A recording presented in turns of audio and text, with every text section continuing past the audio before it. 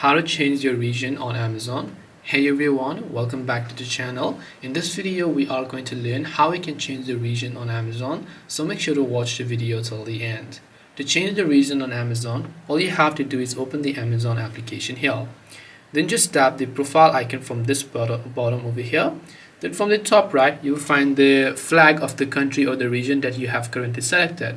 So in my case, my country is set to Germany, so I'm seeing a Germany flag. If you see other countries' flag, it means that you have selected that country. Regardless, just tap on that icon. And when you do that, you'll find the option that says country or region. So you can tap on country or region, and then just make sure to select the country that you have. So I can just set this to United States. I can also choose a currency that I want, which could be US dollars, and then I can just tap the done button in order to save the changes. This way I will be able to go ahead and then basically change my region on Amazon.